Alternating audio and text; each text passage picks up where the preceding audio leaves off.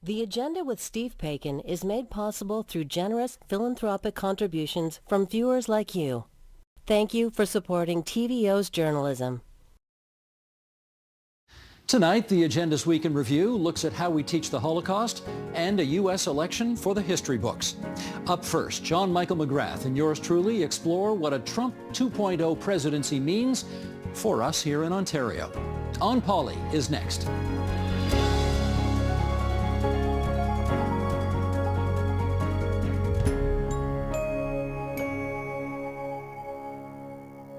JMM, little sugar for starters there. I can't believe I'm still in a T-shirt. I know, this wild week of November like 20 weather. degrees out there. I biked here in shorts earlier this week. No kidding. Yeah. Are you still wearing them now? I can't see. No, I'm wearing jeans now. Okay. While we have this spring-like weather out here right now, I saw another sign this past week that, well, let's just say it's more evidence that I think an election is coming next spring like as opposed to a Robin's the year first call or green it's shoots. Something like that. Yes, I'm reading the tea leaves again. It was a given that Doug Ford, when he announced this several years ago, was going to take away the per-vote subsidy from the opposition parties because this was a great way, as the government, he could go out, he can raise all the money he needs, and he could deprive the opposition parties of any public funding for the election to come. Yeah. What did he do this past week? This past week, he announced that, in fact, those subsidies will be extended for another 2 years. Imagine that. Yes. And why do we think he did that? Well, at the moment, of course, the arrangement of the per-vote subsidy, I mean, because it is literally it reflects the share of the popular vote that the parties received. The Tories got the most votes last time. They are the ones who get the most money through this subsidy scheme. Additionally, another way that this works particularly for the PC party that I think it might not be intuitive to some people, is that because the NDP and the Liberals got roughly the same number of votes in the last election, almost identical, they are getting equal shares of the per-vote subsidy, and it's generally speaking to the PC party's benefit to have the Liberal and NDP support evenly divided. Exactly right. And it also takes an issue away, right? I mean, you can imagine going into the next election, the three if you count the Greens as well, Liberals, New Democrats, Greens, all saying this nasty, pinched, awful government is taking away our per-vote subsidy, not letting us compete on an even playing field with them, anti-democratic, how awful. And Doug Ford avoided all of that by saying, have the votes, have the subsidies. We'll keep them for another 2 years. Yeah, no, some fights are not worth picking, and the government has opted not to pick this one. Indeed. They may be up for another fight coming, and we'll get to that right next. Here comes issue one.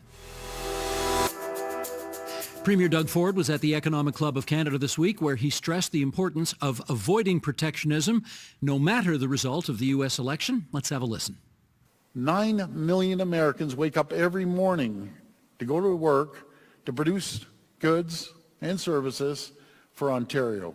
So that's a real solid statement when we go down there, and I've been talking to the many governors weekly and congressmen and women and senators just to make sure they understand it's the Can-Am approach. Can-Am approach, meaning Canada, America, of course, and, with the, what do they call it, USMACA, United yes, States. U.S.-Mexico-Canada trade agreement, formerly NAFTA. There's a review of that, every now and then, and there will be a review of this, and now that Donald Trump is going to be the next president of the United States, obviously it is in Ontario's deeply held interest that tariffs be avoided and that free trade between our province and all of the American states continue. And you've got to wonder what the odds are that President Trump will try to impose a 10% tariff, not only on all the other countries he doesn't like, but on us as well. What does it look like? Well, we can refer back to the first Trump administration, and I'm going to have to get used to saying that phrase. People can recall, maybe some of our listeners are too young, but it was a really chaotic time. It was very difficult for governments Canadian governments to deal with the Trump administration, in part because you were never quite sure what the policy was going to be. So the now president-elect has, he spent the year saying that he was going to impose a uniform 10% tariff on all imported goods into the United States. Which includes us. One would think, unless we get some kind of carve-out. But if they give a carve-out to us, what other countries do they give? We just don't know, right? I'm not, frankly, terribly optimistic right now. I think let's just start from the proposition that Donald Trump means what he says, and what if that's correct? Then it's a 10% tariff on Canadian goods. Maybe that's overly pessimistic right now. A report from the Canadian Chamber of Commerce said that a tit-for-tat trade war between us and the States could result in a 5% loss to the Canadian GDP. That's billions. Billions and billions of dollars. The report also said that Canada should be ready to play hardball with the States. Premier Ford or whatever premier we might have after a potential coming election will need to be ready for what comes next. But there's real possibility of economic pain, particularly in some sectors, right? I mean, one of the ones that I think people might not think about, but like Canadian dairy, of which a lot of that is in Ontario, has been a constant source of complaints from American Midwestern states that have twice now been a key part of the bloc that sent Donald Trump to the White House. Yeah. So, we don't have time to delineate all the various economic factors here, but that's just one that struck me immediately. I have to confess, I am utterly fascinated with the relationship between the President-elect and the Premier of Ontario, because in your gut, in your heart, Doug Ford loves Donald Trump, right? They are populist politicians from the get-go. They are simpatico ideologically. They are simpatico in governing style. But somewhere along the way, Doug Ford came to understand that the vast majority of people in the province of Ontario wouldn't vote for Donald Trump and don't like Donald Trump. Yeah. And during COVID, we well remember when the Premier of Ontario took a poke at the President of the United States saying, I love America and I want to love this president, but I just don't like what he's doing on X, Y, and Z, which were very anti-Canadian, anti-Ontario measures. So I'm going to be fascinated to watch how this relationship unfolds. We know that Ford and Trump, in their hearts, want to get along, and they want to do, they're just so simpatico in so many ways. But I think the Premier also understands that you've got to take on the American president from time to time, not only because it's good politics, but it's good policy as well. Right. And, again, we're not going to delineate every single economic sector here, but just one that I think you have to mention at the moment. We don't know exactly what the final makeup of the House of Representatives will be, right. But a Republican trifecta is still a possibility. And we don't know what the fate of the Inflation Reduction Act and all of the subsidies for electric vehicles specifically is going to be in the coming year or years. And Ontario's auto sector and investments in Ontario's auto sector depend enormously on investments that are made in the U.S., particularly in Michigan and Indiana. And if there is a change in policy and American automakers stop spending on electric vehicles and that transition to electric vehicles, this government, provincially and the federal government, have spent billions of dollars to bring EV manufacturing facilities to this province. And if the American side of that equation starts to fall away, a whole bunch of those plants could suddenly look uneconomic and potentially like a very expensive wasted investment. There may be one reason for optimism, because we know, again, Donald Trump in his heart, well, he said it. He's a drill, baby, drill kind of guy. He's an oil and gas kind of guy. And he is personally not all that enamored with the whole EV movement. Yeah. However, who was his best friend during this past election campaign? Elon Musk. Elon Musk is right. So he does not want to do anything that would run afoul of Elon Musk. And you better believe that Elon Musk continues to want government policy to move in the direction of favoring EVs. So who knows? Maybe the president will put a little water in his wine on this one. It is a slim read to hang our hopes on, but I will take it today. That seems like a good idea. And with that, we're off to issue 2. The Ontario Liberals have a new line of attack on the healthcare crisis in the province, and it's caused a bit of a stir at Queen's Park. Let's have a look. This is a map of the top 10 Conservative ridings with the most people that don't have a family doctor. The member from Etobicoke North, also the Premier of Ontario, who has... Stop the clock. Stop the clock. The member will take his seat. And at number 1, we have the member from Etobicoke Centre with 40,000 people in a riding without a family doctor. Mr. Speaker, why won't the Premier let his own members fight for their own constituents' most basic health care needs? I have to say that's a very clever new line of attack that the Liberals are taking. That is the MPP for Don Valley East in Toronto, Adil Shamji, who I remind everybody is a medical doctor. So he not only knows this issue as the critic for the Liberals, but from his entire professional life.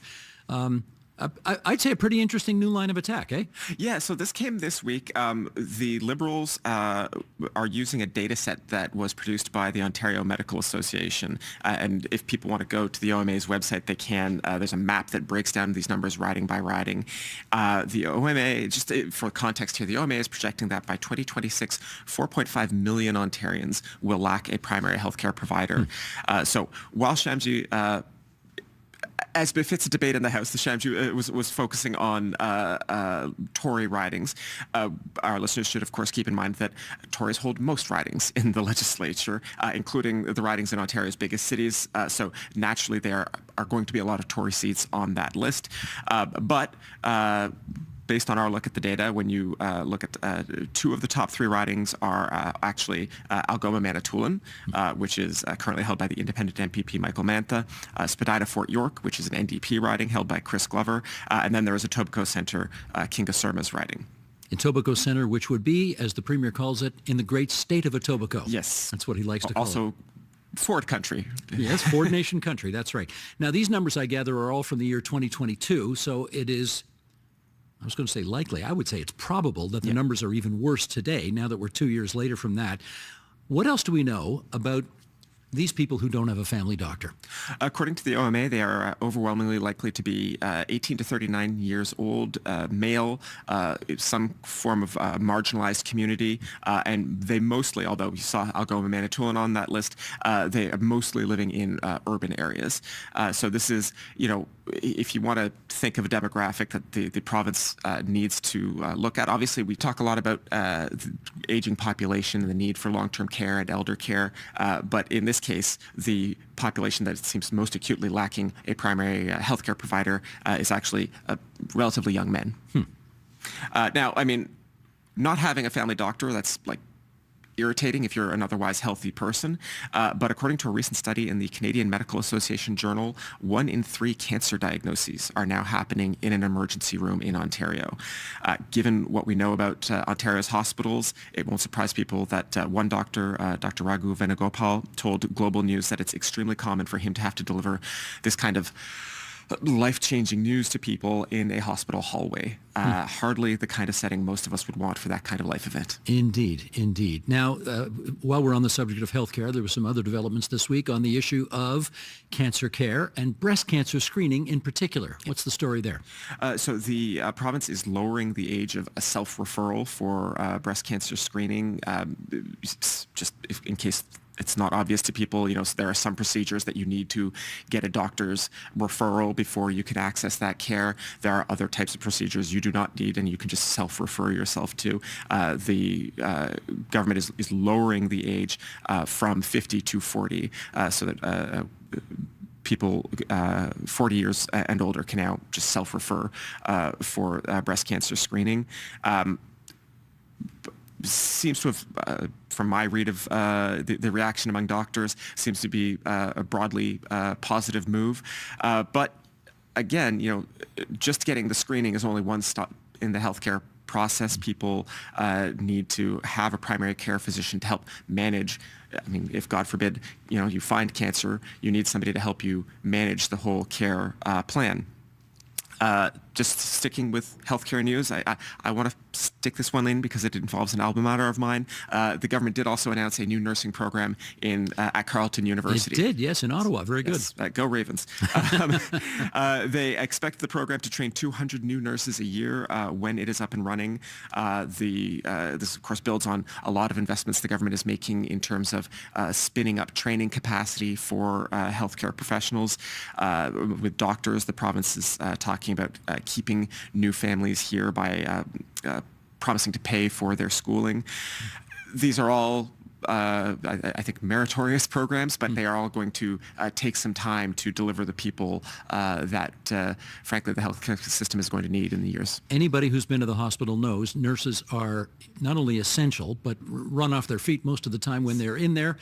And a lot of them are getting to the age where they're ready to retire, and we've got to be replacing those retiring nurses, and it's hard work, and it's not only that, it's shift work. When you're working in a hospital, you could be days this week, overnights next week. It's difficult on family life. So, yeah, we got to keep that pipeline going. Absolutely. Okay, and with that, we're off to issue 3.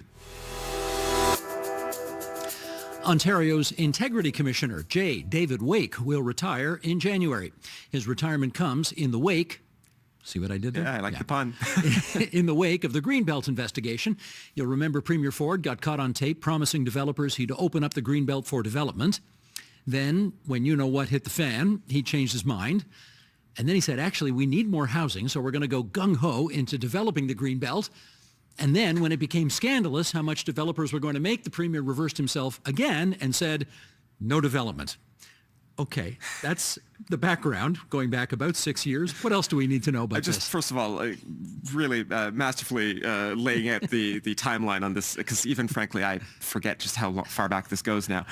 On the Integrity Commissioner, this is a bit odd, right? The Integrity Commissioner is appointed to a 5-year term. This is a legislative officer appointed by the legislature. So this is not a case where somebody can be fired by the Premier. There's no sense in which the government is retaliating against Wake for his reports. No, he's not a Premier's appointment. He's a legislative appointment. Yeah. So, and you know what? I got to say, just forgive me for interrupting here. Do you know who I bumped into last week in Ottawa? J. David Wake. Oh. Quite accidentally. And he did say to me, yes, I'm leaving early, but I think he's 74, 5, 6 years old, something like that. So it's not like he's bailing early. No. So it is early in the sense of he is appointed to a 5-year term. This would normally have gone to 2026. So he is leaving a bit early. But as you say, there are understandable reasons why he would do that. But there is also this active RCMP investigation into the Greenbelt scandal that will draw at least somewhat, I think, on some of the findings that Wake made in his investigation of that event. There are also questions. I mean, the NDP has asked his office to investigate the Ontario Place deal with Therma Canada. So in an ideal world, maybe not the perfect time to leave. No, and but as is often the case with these things, there's no ideal time to leave. But when the clock hits midnight, you make your decisions. Yeah. If there's no integrity commissioner per se at the moment, who's in charge of whatever's supposed to happen next? Right. So the law that creates the Integrity Commissioner office does also allow for a Deputy Integrity Commissioner who assumes all of the powers of the office when there is a vacancy at the very top. So in this case, that is Deputy Integrity Commissioner Catherine Motherwell, who will continue to keep the office running. The legislature has a process for this kind of thing where they somewhat quietly gather some MPPs together and they go through a process of essentially, hiring the new integrity commissioner. Historically, I would say these appointments tend to be made unanimously by the legislature. It's not the kind of thing that you want it to be big and contentious. It's not the kind of thing that looks good if the government is picking their guy and saying, we want a friendly integrity commissioner, friendly to our interests. That just has to be unanimity on this call. Exactly. And so, although, tell me, I might be wrong about this, but I think only officially constituted parties get to choose, which means I think the Tories and the New Democrats are the only ones who have to agree on this. The Liberals and Greens are not a factor because they don't have 12 seats. Yeah, so there's like a hiring committee process, if you want to think of that, and it will just be probably like 2 Tories and a New Democrat or something like that, or maybe it'll be the Speaker and a Tory and a New Democrat or something like that. And the Liberals and the Green and the other independents will not be a part of that process at all. And then the final appointment will be a vote in the legislature with all MPPs present. But the problem now is, like, TikTok, there's an election coming. And so, whether we have a permanent full-time integrity commissioner by the time of the next election, it's not impossible, but they're really going to have to, pick up their socks, because we don't even know necessarily if they will be coming back after this winter break. What's the hot rumor? Do you want it? Can you say? Yeah. So I'm going to be discreet about this, because I don't give up your source offline that I was at the legislature earlier this week, and I happened to speak with an MPP who was of the opinion that not only will the legislature rise relatively early in December, he does not expect to be there very late into the month of December. He also was pretty sure that the MPPs will not be called back after they rise in December, that the government could dissolve the legislature and call an election in something like January and February, instead of bringing MPPs back after. They normally come back around February. They normally come back the week after Family Day in February. This person suggested that was not going to happen. Just one MPP's voice. I will say someone I think has a good read of events at Queen's Park, but is not necessarily going to be correct. But definitely a rumor that I thought I could share. This is just the potential for additional questions and speculation is massive here. Yes. But we'll leave that for another week. In the meantime, off to your column, my column.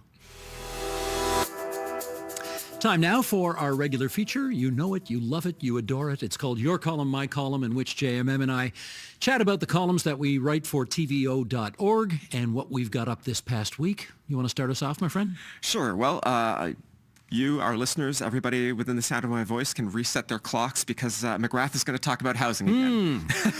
What a shock. So this week I wrote about a disagreement not between the government and the opposition, but within the opposition, between the Liberals and the NDP, over how to address the housing crisis in Ontario. The NDP have for a while now been talking about the need for a public agency that would get the province back into the business of building affordable housing directly. The Liberals, on the other hand, they did not vote for this motion that the NDP presented earlier this week, and they said that what is needed is not what they called a new NDP-run super agency, which vaguely sounds like the Avengers to me. But the Liberals would, they have a bill before the legislature right now. They think that passing that or something like it would legalize more forms of housing and would let the market address the housing shortage. Interesting disagreement within the opposition on its own, but this is one of those cases where I wanted to write about it, because I think MPPs at Queen's Park do not understand how many obstacles there are between changing a policy by passing a bill in the legislature and the long chain of events that have to happen before that actually materializes in terms of new housing. Housing advocates in Canada have started using the phrase legalize housing. In fact, the federal housing minister, Sean Fraser, uses that phrase a lot in his speeches. We need to legalize housing again. I like the phrase. I want more politicians to use it, but it's so much harder than it sounds. Toronto City Council tried to legalize fourplexes, the exact policy that the Liberals and NDP agree on. And last month they discovered actually that the bylaws that they had amended did not do the job. That they, despite doing all the right things, the zoning bylaw is so complicated that it turns out there's even more obstacles than they thought. So my message in this column, my message to MPPs, particularly those in the opposition who are basically unanimous in the need to legalize fourplexes around the province, is that it's a good idea. I personally think it's the right idea. It's so much more than just passing a legislation, and if any of them do form government after the next election, it is a fight that they need to be ready for, and I don't think they are yet. It's so fascinating. There feels like there is so much momentum in the province right now to get stuff done, right, to get stuff built.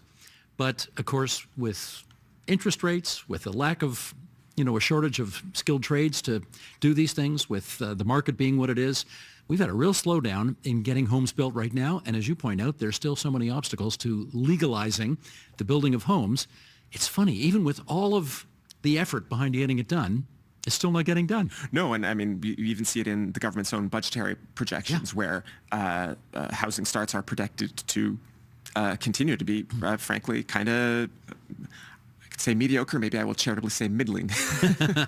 Good. How about yourself, Steve? I want to talk to you about one of my favorite people in the whole world, and he really is. This guy's name is Richard Rohmer. Richard Rohmer, back in the 1920s, when he was a little kid, looked up in the sky one day and he saw an airplane. And at that moment, he decided, I want to be a pilot. And 14 or 15 years later, he volunteered to serve in World War II.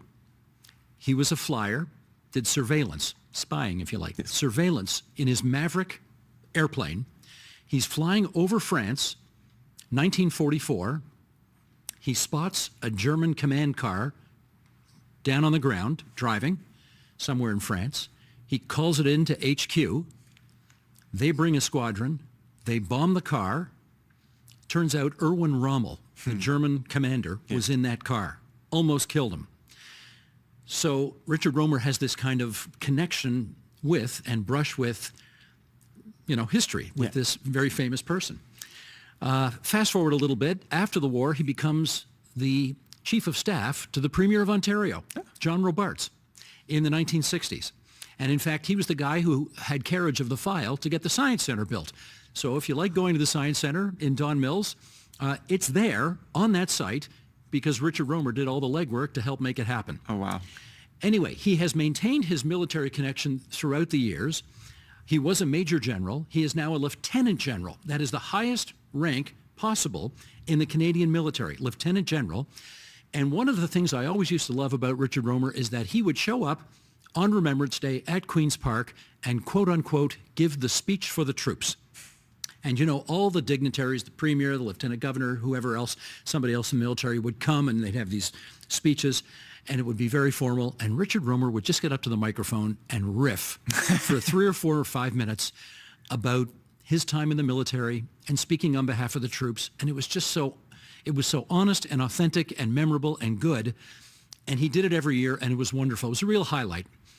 And a few years ago, he got sick and he had a near-death experience. And so he hasn't been there in a while. Doug Ford called him a couple of months ago to inquire about his health. He's better now. And the Premier invited him to come back to Queen's Park November 11th to speak for the troops one more time. Wonderful. Wonderful is right. And I'm going to ask our director, Sheldon Osmond, here to bring up a few pictures. Here we go. This is 12 years ago. Look at that. Look at the medals on his chest. That's Richard Rohmer 12 years ago at Queen's Park right after Remembrance Day. My daughter's going to kill me for showing her as such a little kid, but that's her anyway. Let's do the next picture here. There he is, Richard Rohmer with Premier Ford. That's probably 6 years ago, Remembrance Day. I think the Premier's first, actually, as Premier of Ontario. And again, showing up to give the speech on behalf of the troops behind that black, or in front of that black granite wall at Queen's Park, the monument there. Okay, I visited General Rohmer 6 weeks ago at Sunnybrook Hospital, where he now lives in the Veterans Wing, and there he is, holding his autobiography, which he wrote many years ago. He's written 30 books, if you can imagine, over the years. That's him holding his autobiography. JMM, do you want to guess how old he is right now? Doesn't look a day over 40. Well, it's funny. I asked him, how do you feel? And he said, I feel about 70. He's actually 100. He's 100 years old. He's going to be 101 in January. And this is, you're looking at the front of him there. There's the back of his scooter. And look at that personalized license plate, LGEN, Lieutenant General. Wonderful. And I asked him once, I said, I noticed when he was getting care at the place where he lives, everybody calls him General. And I said, that's interesting. Does everybody call you General here? He says, yes, I demand it. And I've worked hard to get that label, that title. And so, yes, I insist on it. I can't wait to see Richard Rohmer on Monday, back where he belongs, giving this speech on behalf of the troops at Queen's Park.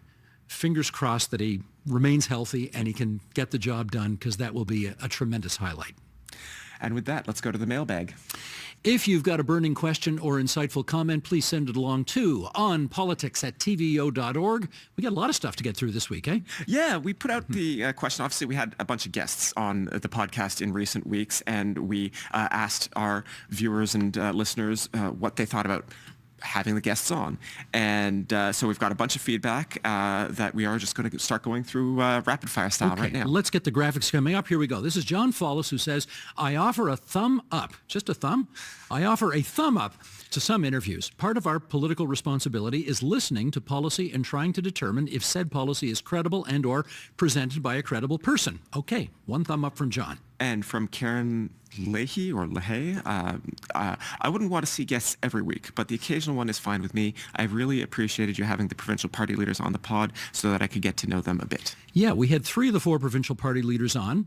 Plus the finance minister. Plus the finance minister. Not yet the premier. We have not yet had him. We haven't given up hope. Invitation remains open. Yes, it does. This one's from Jim and Francis Oliver, who said, "We enjoyed your recent political guests and find it enlightening. Hope you can continue with this." Here's one from Gary Davis. You can put me right up at the top of the list, not in favor of seeing guests on the show. Uh-huh. No matter what type of guests, Steve and John Michael are so knowledgeable and up to speed and can speak without political bias. I crave that independence. Well, thank you for that, Yeah, I Gary. do That's appreciate nice. that. Let's do one more. This is Malcolm Campbell, who says, "Appreciate your fabulous guests. How about some Windsor guests?" Okay, yeah, we'll find out who we can put on the air from Windsor at some point. Absolutely happy to bring voices in from all over the province. Yeah. Now, as you can tell there, not everybody agrees on what we should do. So John Michael and I and Matthew O'Meara, our producer, will, what shall I say? We'll try to find the sweet spot Yes. of compromise that makes everybody happy. Yes. That's what we'll find. Yeah, we'll do it. Yeah, we will find it. I enjoy this, the riffing between the two of us. I also enjoy having the guests on occasionally. Okay. The sweet spot of compromise. Here it comes. Again, if you'd like to ask about content on the show, please email us at onpolitics@tvo.org. And that is the On Poly podcast for this Friday, November 8th, 2024. You can follow our show on Apple Podcasts so you get notified each time a new episode is available. And you can see the video version of the podcast on the TVO Today YouTube channel. Until next Friday, everybody. Bye-bye. Bye-bye, everyone.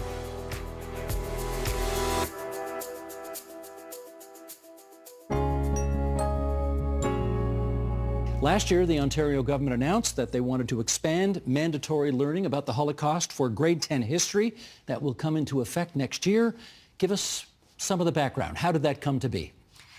Well, back in 2020, we did a motion at the Toronto District School Board for the importance of genocide education. It really is important in our diverse system to speak about the inclusion and have kids learn history so we frankly learn how to combat hatred in all its forms in our schools. And it started with the grade 6. We were really pleased about that, and we're looking forward to grade 10 as well. How'd you convince the Minister of Education to do it? Well, it wasn't my personal convincing of the Minister of Education. If that was the case, I would have had a long list of what I would have asked of the minister. Okay. But I really think it was a combination of just what was happening in the States at the time. It was a Trump election, and it was a combination of what was happening here, too, as issues of anti-Semitism continued to rise. Dara, grade 6, learning about genocide. How much detail can you get into? So we introduced the Holocaust in age-appropriate ways, and really in grade 6 we're introducing who Jews are as Canadians, and how did Canada respond to the Holocaust during that time, and how did the survivors who ended up building their lives in Canada contribute to Canadian society. So we really don't go into the detail of the genocide. It's really who Jews are, anti-Semitism in Canada during that time in the 1930s, but we don't go into great detail about concentration camps. It's more about separation from family and introducing it in ways that make sense for a 10, 11-year-old. Which raises the question for Marilyn, how young is too young to start learning about this?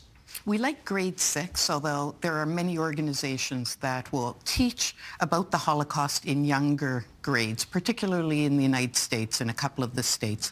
But they do it in very sensitive ways. Like Dara said, talking about separation of parents and children, sometimes talking about the separation of a child and their dog. So, for instance, USC Shoah Foundation has a great program called Lala that they start in grade 2, and it really hinges on that experience of a boy with his dog. But we think that grade 6 is a really good place to start Holocaust education. Your group's called Liberation 75. What do you guys do? We teach about the Holocaust. Our priority is really supporting the grade 6 curriculum this year, educating the teachers about how to teach about this challenging subject. We really want the teachers to teach about it. There is no curriculum police, so even though they're supposed to teach about it, they don't have to, technically.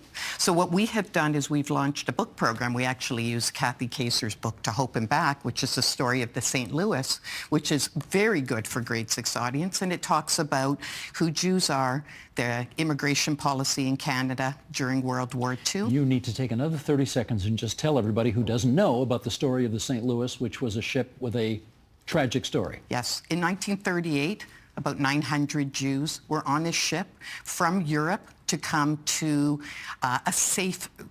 had a safe passage to Cuba, where they had entry visas. Cuba decided not to honor the entry visas, and the ship, the captain of the ship, who was later honored as a righteous among nations, tried to find a port that would take the ship, including Canada. And Canada at that time's immigration policy, when it came to Jews, was none is too many. They sent the ship back. 1/3 of the passengers of the ship ended up dying in camps and in various situations in Europe. And Canada since apologized for not allowing the Jewish refugees into Canada. So this is a wonderful story about the Jews who were on the ship through the eyes of the children, so that the children in our school system can relate to them, and through the eyes of the captain, who worked very, very hard to save this boatload of Jews against the Nazi regime. Michelle, tell me about carrying Holocaust testimony. What's your mission? Our organization it empowers descendants of Holocaust survivors to share their family history in schools. We film an interview between the survivor and the descendant, and they use that interview in combination with their own personal history of growing up in the shadows of the Holocaust and photographs and artifacts that they have to go into schools, share the survivor testimony. And it's really a program designed to fill in for survivor testimony in a world where we no longer have survivors. And we feel it's very important to enhance Holocaust education with that survivor testimony, to really allow students to get a meaningful understanding of what happened, to make sense of the numbers of the Holocaust, and to really understand the importance of learning that history. David, one of the things that I heard on one of the channels I was watching was somebody making the following point. Okay, you Democrats, you keep talking about pronouns and trans rights, and meantime, this other guy, who is a completely disreputable candidate, has been eye on the prize on the economy and what he's going to do for you, and that's why he won. Do you think this is the death of identity politics in the Democratic Party, given the results last night? Donald Trump's economic message was a chaotic mess. He said he's going to abolish all sorts of taxes. He's going to extend his 2017 tax cut indefinitely, but he's going to, while delivering this giant increase in the deficit, he's going to somehow restrain the growth of prices. And oh, by the way, he's going to stop international trade.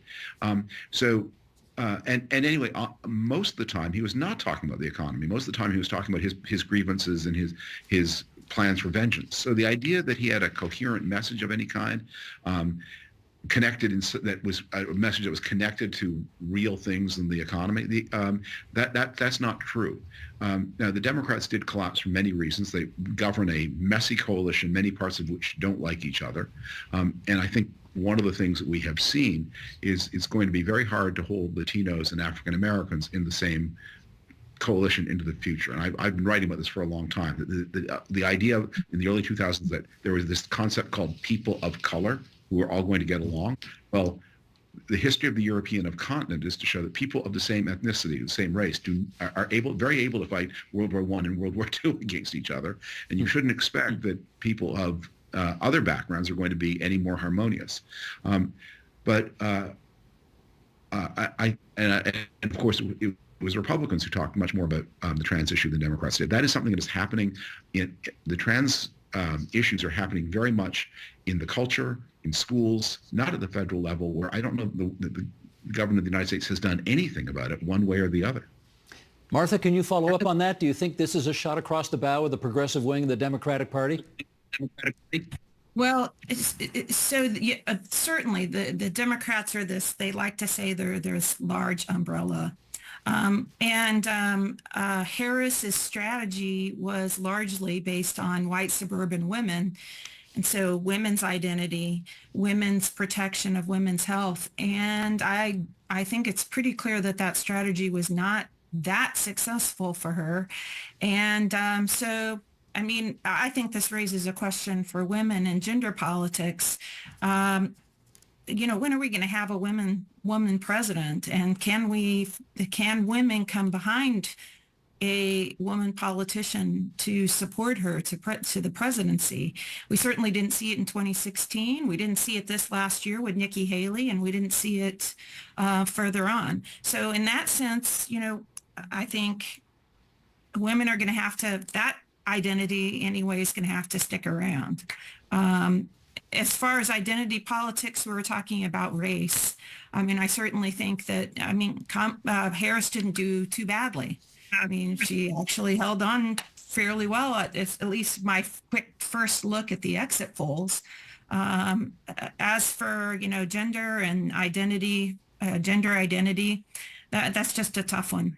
And I'm not sure what that's going to mean for the Democrats moving forward. Let me follow up with Laura on something you said in the midst of that answer, which is the abortion issue clearly was not the vote winner or vote getter for the Democratic Party as they thought it would be. Laura, do you have any theories on why that is? Because they certainly had enjoyed a number of referendum victories in a row after the Supreme Court threw out Roe versus Wade. It wasn't the vote winner last night. How come? I think they focused on it. It was important to do so. I know here in Georgia, it was a very important issue, and they had this, the Post-it note campaign, where you would go into a ladies' room, and on the back of the stall, there would be information saying, you can vote for Kamala Harris. It's about women's reproductive rights. Your husband doesn't have to know. So they were definitely doubling down on that issue. But in some respects, I think women were saying, yep, I don't want my health to be dictated by a man, but I think there may be other options through state-based opportunities. And I really think it is immigration and the economy that were the primary drivers of voters of all genders last night. And Matthew, let me follow up with you in this regard. You know, many had made the point that after Trump lost the presidential election to Joe Biden and then the Republicans did worse in the midterms, it looked like the Republicans and Trump were on an inexorable downward decline. And yet, last night took place. I want to know whether you think gender is still, well, let me just put it this way. Is it impossible for a woman to get elected president of the United States these days? Well, you know, if we compare what we think might have happened if Joe Biden was on the ticket, yeah, Joe Biden would have gotten some votes that Kamala Harris didn't. But there were some votes that she got that he wouldn't have got. And really, I think the underlying factor is that it's a very evenly divided country. More people identify with the Republican Party now than identify with the Democratic Party. Having an incumbent Democratic Party just naturally increases people's, identification with the out party. And so by just being out of office, people naturally tend, their dissatisfaction leads them to the out party. And so the balance now favors Republicans. And 2022 was, Donald Trump wasn't on the ticket. You have really a midterm election where the people who are voting are the ones who are most interested in politics. Last night, a lot of people, who don't vote in midterms are less interested in politics, but are unhappy. They go to the polls, and so that also tips things away from the incumbent. David, can I get you on that as well? Because we remember in 2016, people said it wasn't that they didn't want to vote for a woman, they didn't want to vote for that woman, Hillary Clinton. Well, now this is two female presidential candidates that have been rejected by the American people. And apparently, this time, you could argue, a female candidate had her best shot ever to win. Is this country not ready for a female president yet? I think we are seeing in the United States and across the developed world a widening polarization between the sexes. They're much less likely to be married to each other. They're much less likely to live together. There is a lot of, and you see it in the way young people talk about each other in social media. There is a lot of mutual bafflement, and I think Donald Trump was a candidate who mobilized a lot of male resentment. He's a candidate who spoke about violence in a way that many men found exciting and women found more threatening. So I wouldn't dismiss this as a real problem. That gender politics, maybe in the 21st century, the story is going to be that race will matter less, sex will matter more. and gender politics will be polarized. Why, despite decades of work on this subject, does intimate partner violence still exist? I think we've failed somehow to create first the public will, which then leads to the political will, to address it. And in part, that's because it is such an entrenched and insidious situation. It can happen to anyone. It can happen in any economic grouping of people, any racial grouping of people, any religious grouping of people. And so I think for a lot of people, it's just too big to think about. When we start thinking about it in those terms, then we're forced to think to ourselves, well, I must know somebody who's a victim. Maybe I know someone who's causing harm to someone else. And that's hard for us to think about when we consider our families and our social circles. And so we back away from it. I wonder if part of it as well, you see this with climate change, you see this with poverty. There is so much coverage and we are inundated by discussions and programs and features and so on that we may tend to tune it out. Is that part of the story here? I would have said no if you'd asked me that question 5 years ago, 4 years ago, because this was a topic that didn't get a lot of media attention. But because the rates of intimate partner violence went literally through the roof during the pandemic, this issue has had a huge amount of media attention, and very good media attention, I have to say. Very intelligent, well-informed media attention. And so maybe now that is the case. It's a bit like, oh yeah, another woman got killed. I just see that headline in the paper so often, I'm not even going to think about it.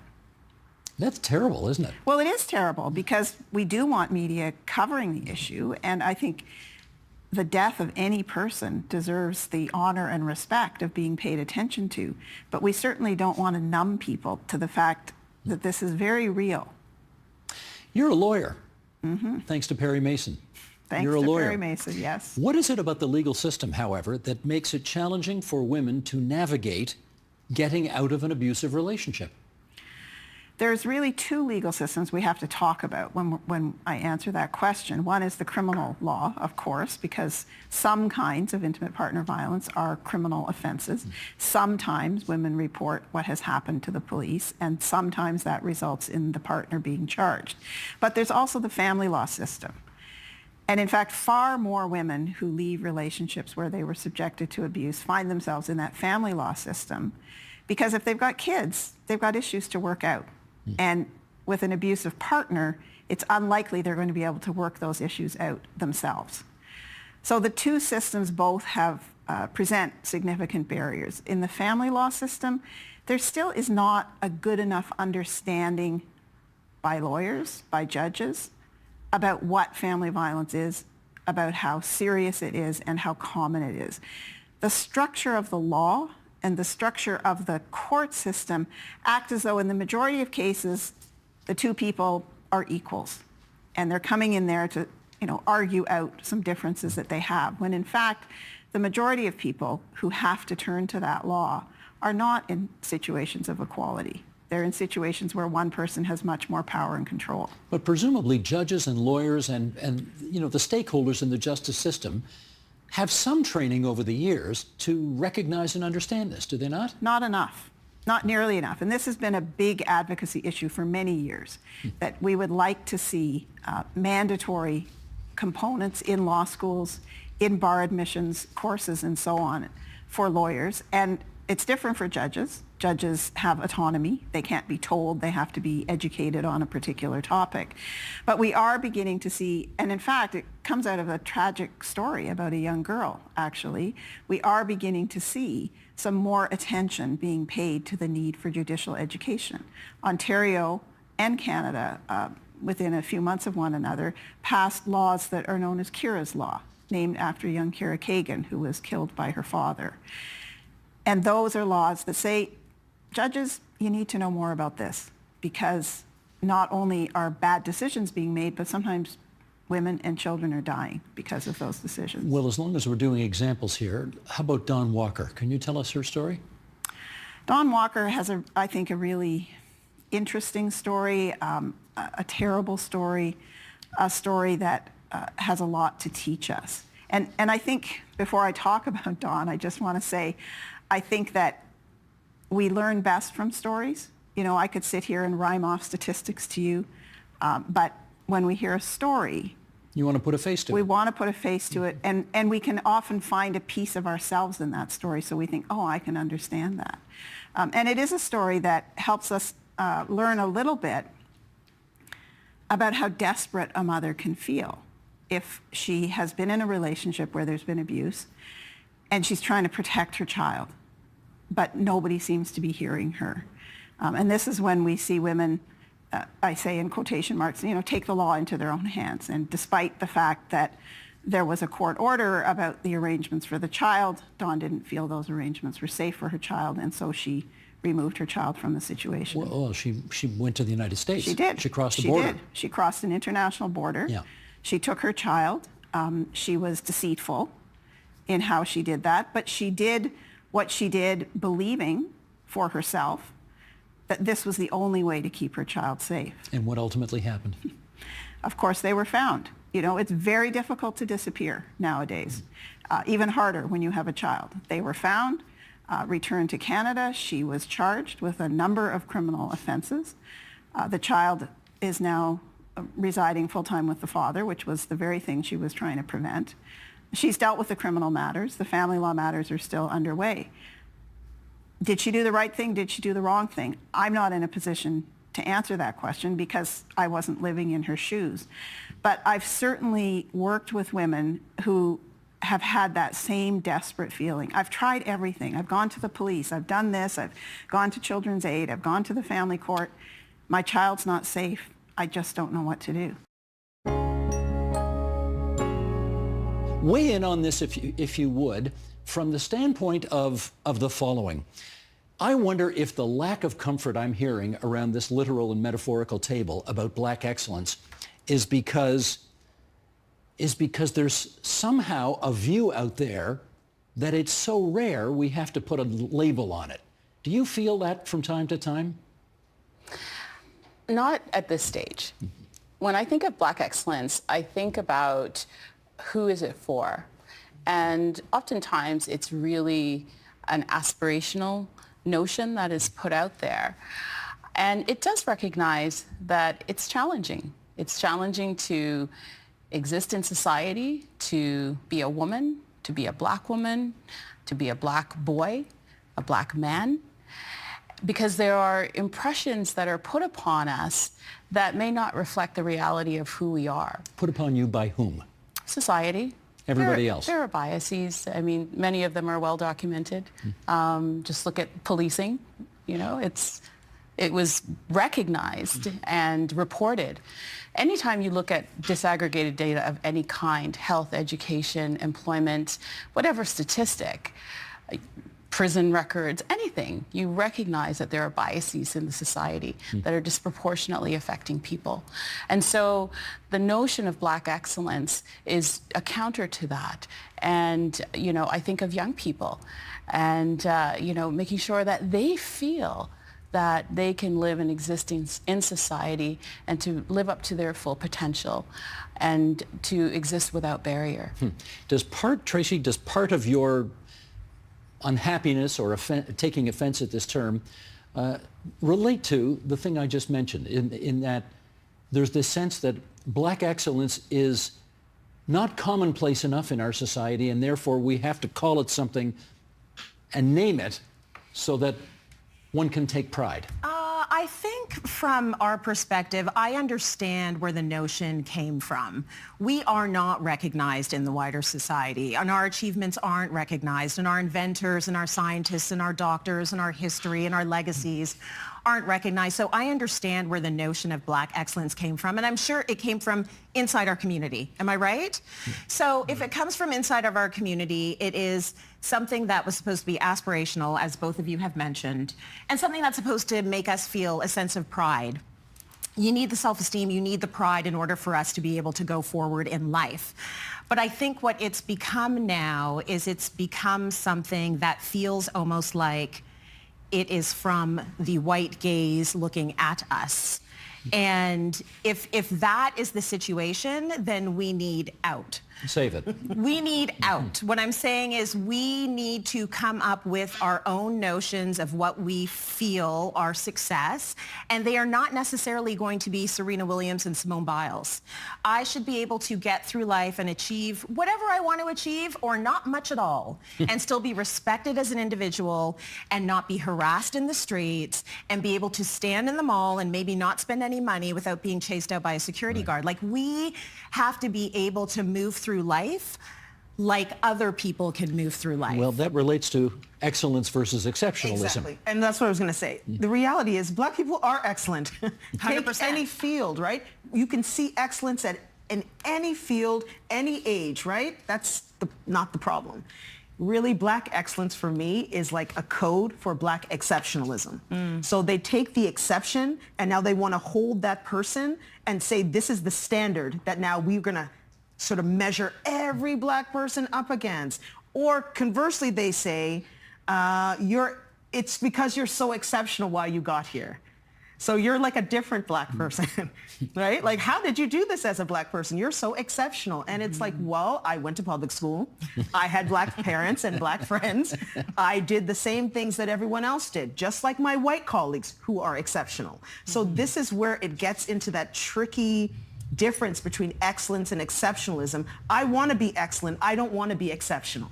I don't want to be this outlier. And I feel sometimes, especially in academia, the black person who wins awards and is always, their name is everywhere, they become this unicorn.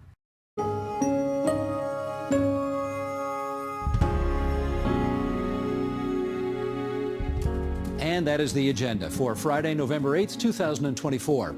Monday on the program, it's Remembrance Day, and we'll consider Canada's war history and whether we still have a place on the world stage.